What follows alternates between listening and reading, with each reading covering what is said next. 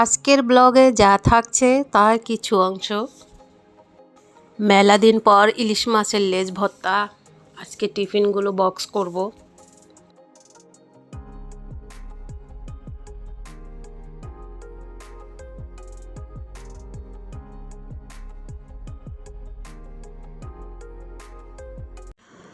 Everyone, আসসালামু আলাইকুম।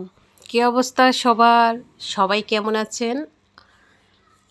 প্রতিদিনের মতো দৈনন্দিন যে কাজকর্ম লাইফস্টাইল নিয়ে আমি আমার কুকিং নিউ ডেইলি ব্লগে সবাইকে ওয়েলকাম। ঘরের সমস্ত কাজকর্ম গুছানো নিয়ে এবং পাশাপাশি রান্না সব নিয়ে আজকের ব্লগ শুরু করেছি। সবাইকে শুভ সকাল জানিয়ে আশা করি সবাই ভালো আছেন। আজকে ওদিন দেখলেন টিফিন তৈরি করেছিলাম, সেই টিফিনগুলো এইভাবে রেখেছিলাম। তো এখন আমি বক্সে রাখবো। তো এইভাবে প্রথমে হয় কি, একদিন ডিপে রাখলে শক্ত হলে তারপরে বক্সে রেখে দিলেই হয়। এর সাথে একটার সাথে একটা একেবারেই লেগে থাকে না। যারা নতুন গৃহিণী আপুরা আশা করি কাজে লাগবে। দেখা যায় বানিয়ে সাথে সাথে কাঁচাটাই রেখে দিলে বক্সে একটার সাথে একটা লেগে যায়, ভাজার সময় খুব বিরক্ত লাগে, ছুটে না। আপনার কয় পিস লাগবে মন মতো আপনি ভাজতে পারেন না। সেজন্য এইভাবে প্রথমে ট্রেতে রেখে দিয়েছিলাম। আমি সব ধরনের টিফিনে এইভাবে করে ফ্রোজেন করি। তো এখন আমি বক্সে রেখে দিব। আর আজকে অনেকগুলো চিকেন নাগেটস বানিয়েছি।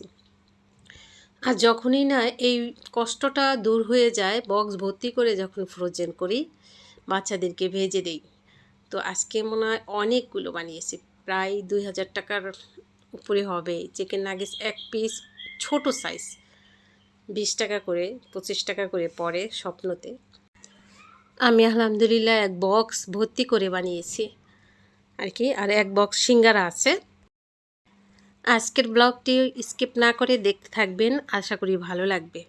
প্রতিদিনের মতো একটাই দাবি, আমার ভিডিও দেখে যদি একটু এনজয় করে থাকেন তাহলে অবশ্যই একটি লাইক দিয়ে ভিডিওটা শুরু করবেন ইনশাল্লাহ। আর ভালো লাগলে অবশ্যই দেখবেন, ভালো না লাগলে হয়তো দেখবেন, দেখতে দেখতে হয়তো বা ভালো লাগা হয়ে যেতে পারে। তাই একটি লাইক অবশ্যই দিয়ে শুরু করবেন এবং সাবস্ক্রাইব। তো ওদিনকে আমি দেখলেন অনেকগুলো ডিমের খোসা পাউডার করেছি। তো আজকে গাছের গোড়ায় দিয়ে দিব। টিফিন বক্সে রেখে দিলাম। আর কিছু টিফিন ভেজে নিব, সকালের নাস্তা রং চা। আগে ভাবলাম যে সেদিনকার গাছের গোড়ায় দেইনি, তা কিছুটা দিয়ে দিই সকাল সকাল। আর এই টবটা নতুন লাগিয়েছি, দেখা যায় আমি এখান থেকেই বিলেতি ধনে পাতা দিয়ে দেই। আজকেও ভর্তা আছে, এই পাতা দিয়ে ভর্তা বানাই, ভীষণ ভালো লাগে, টাটকা। তো এই টবটাও নতুন দিয়েছি, মাধবীলতা আর কি, আর গোলাপ গাছ দেশি। তো সবগুলো গাছের গোড়ায় আমি কিছু কিছু করে এভাবে দিয়ে দিব, বাকিটা থাকবে। ইনডোর প্লান্ট সেগুলোতে না দিলেও হয়, এগুলো বেশি যত্ন করতে গেলে আরও মরে। এটা বেশি পানিও দেওয়া যায় না।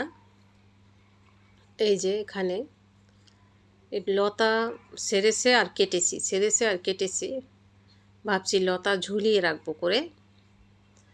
একটা গাছে অনেক ডালপাল জ্বালিয়েছে নতুন করে, ছোট্ট একটা গাছ এনেছিলাম।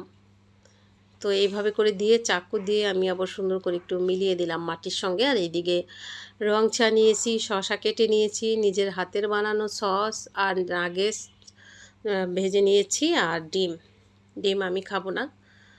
তো নাস্তা পানি সব শেষ করে দিকে সেদিন ডিমগুলো ধুতে গিয়েও আর ধুতে পারিনি।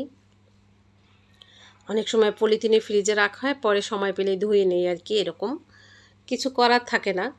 দুপুর টাইমে বা শুক্রবার দিনও হয় কি, বাজার আনলে গুছাতে ওই রান্না বান্না সম্পূর্ণ নিয়েই একটা কাজ বেড়ে যায়। ছেলে মানুষ বাসায় থাকলে এমনিও কাজ এলোমেলো একটু বেড়ে যায়। তো যাই হোক, আমি ডিমগুলো একটু ধুয়ে নেই, শুকিয়ে গেলে পরে ফ্রিজে রেখে দেব। আজকে ডিমগুলো একটু বড় সাইজ, মাঝে মাঝে ডিম আনে দেশি মুরগার মতো একদম ছোট, আজকে ডিমগুলো অনেকটা বড়। তো যাই হোক, ডিমগুলো ধুয়ে রেখেছি। আর এদিকে আমি কি করেছি, অফ ক্যামেরায় ইলিশ মাছের লেজ, আমি 3টা ইলিশ মাছের লেজ ভেজে ভালো করে কাটা ফেলে বেছে নিয়েছি, আর কাঁচামরিচ টেলে নিয়েছি, পেঁয়াজ কেটে নিয়েছি, আর বিলেতি ধনে পাতা এনেছি তুলে বারিন্দা থেকে, সেগুলো দিয়ে আমি এখন ভর্তাটা করে নিলাম আর কি। ভর্তাটা করে নিলাম, বেলা অনেকটা হয়েছে, ভাত খাবো ভর্তা দিয়ে কখন সেটাই আর কি। আর মাছ ভাজা কি করেছি সেটাই। খুব ক্ষুধা লেগেছে। অফ ক্যামেরা অনেক কাজকর্ম করেছি, বিছানা গুছানো, কিছু ফার্নিচার মোছা, টেবিল মোছা, সব কিছু করে ঠোরে রান্নাটা করে আমার ভাত একটু খেয়ে তারপর রেস্ট করে কিছু কাম সেরে পরে বাকি কাজ। এই তো সেই ভর্তা অনেকগুলো, মাছ ভাজা করেছি, 1 কেজির বেশি হবে, 1.25 কেজির উপর একটা পেঁপে, সেটা ভেজেছি আর কি। তো এখন ভর্তাটা এভাবে যারা করনি, বিলেতি দিনে পাতা পাওয়া যায় এখন সব সময়, এটা দিয়ে করে নিবে ভর্তাটা, সেই লাগে খেতে। আর আমার তো বারান্দা থেকে টাটকা পাতা তো কথাই নেই। আর পেঁপে ভাজিটা থাকলে পরের দিন আবার রুটি দিয়ে খাবো, সেই জন্য আর কি বেশি করে একটা পুরোটাই ভাজি করে নিয়েছি। ভিডিওটা অবশ্যই শেয়ার করে দিবে বন্ধুরা। তো আমার মেয়েটা 11টার পরে চলে আসে স্কুল থেকে, অনেক সময় এসে ওর টিফিন রেখে দেই ওভেনের মধ্যে, এসে খেয়ে নেয় বা ভাত থাকলে খেয়ে নেয়, কারণ 11টার দিকে শুধু একটা ডিম খেয়ে যায়। তো আমিও বেলা শেষে খেতে বসে পড়লাম। বেলা বা বহুত বেলা তো শেষ না, পরে সন্ধ্যাবেলা আবার একটু ভিডিও এডিটিং করি, রেডি করি, ছাড়ি আর কি। তো ভাবলাম মেয়েটা এখানে খায়, আমিও ওর কাছে যাই, আজকে আর টেবিলে বসিনি। এরপরে আপনাদের ভাইয়া চলে নিয়ে আসলো আর কি পেয়ারা আর ড্রাগন ফল, সেগুলো ঠিকঠাক করে রাখবো আর কিছুটা কেটে দিব, যেহেতু সন্ধ্যা গনিয়ে আসছে, সন্ধ্যার নাস্তা হয়ে যাবে। পেয়ারাটা একটু মুখে দিছি, ভালোই মিষ্টি।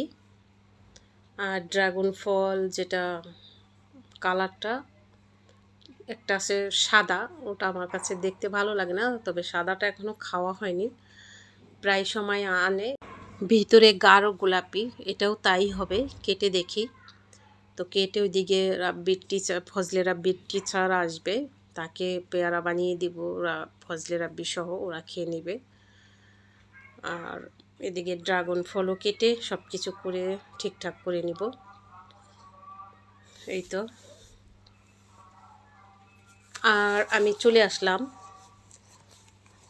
অনেক কাজকর্ম সেরে ভাত খাওয়ার সাথে সাথে তো আর গোসলে যাওয়া যায় না, আজকে গোসলের আগেই ভর্তা দেখে ভাতটা খেয়ে নিয়েছিলাম। তারপরে সন্ধ্যার পর চলে আসলাম ফল কাটতে আর কি। বাহ, এই কালারটাই বেশিরভাগ পড়ে, কালারটা কেটে কুটে আমি দিয়ে আসলাম সবাইকে। আর এদিকে আমি পেয়ারা কেটে নেব। পেয়ারাটা ফজলে রাব্বির টিচার নাকি পছন্দ করে কিছু কিছু জিনিস, তো যাই হোক, দেখো কালার কি, দেখতেও ভালো লাগে। তো পেয়ারাগুলো কেটে তারপরে আমি কাসুন দিয়ে আছে ওটা দিয়ে মেখে দিয়ে আসবো। তারপরে সন্ধ্যার পর বাচ্চা একটু পড়তে বসবে, এই পরীক্ষা যায়, এই ক্লাসে ওই সিটি পরীক্ষা আছে, আবার সামনে পরীক্ষা, আমারও একটু সময় দিতে হয়। তো পেয়ারাগুলো দেখো আরও কেটেছি, বাচ্চাকে দিয়ে আসলাম, ছোটোটাকে আপনাদের ভাইয়াকে দিয়ে আসলাম, আমি বানিয়ে নিলাম। আর খেয়ে দিয়ে ওরা পেয়ারা খুব পছন্দ করে এইভাবে মেখে।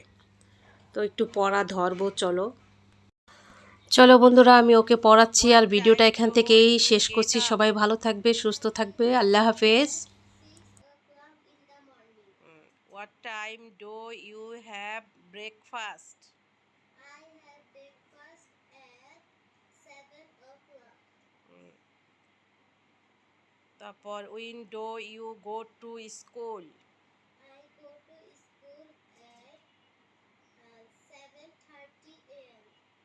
When does your school start? My school starts at 8 a.m.